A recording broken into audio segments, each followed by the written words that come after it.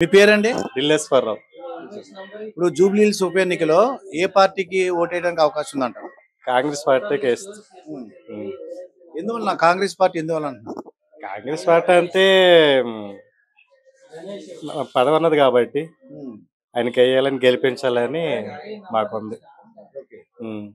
అంటే అని- మరి అని- సానుభూతి అంటే సానుభూతి మాగంటి గోపీనాథ్ గారు. అంటే ఈయన ఎప్పటి నుంచో పోటీ చేస్తాడు కాబట్టి ఈయనకి ఒకసారి గెలిపించాలని మాకందరు కూడా అభిమానం ఉంది ఆయన మీద. ఉమ్. ఎవరి మీద అండి? అనిల్ ఆయన నవీన్ యాదవ్. నవీన్ యాదవ్. ఉమ్.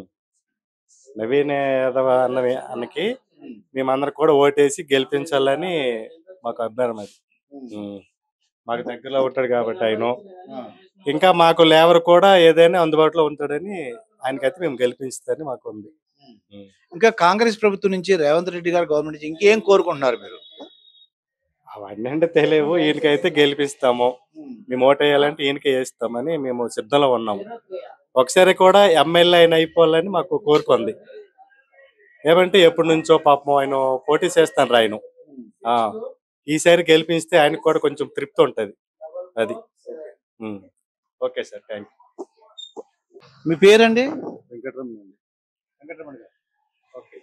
అయితే ఇప్పుడు మన జూబ్లీ హిల్స్ ఎలక్షన్ జరుగుతుంది కదా, ఏ పార్టీ గెలవడానికి అవకాశం ఉందంట? ఏవని చెప్పట్లేదు కదా. మూడు టక్కఫర్ ఉన్నాయి. మూడులో అంటే ఫస్ట్ రెండే టక్కఫర్ ఉన్నాయి, బీఆర్ఎస్ కాంగ్రెస్. ఎవరు నువ్వా నేనా అన్నట్టు ఉంది. అది ఎవరం గెస్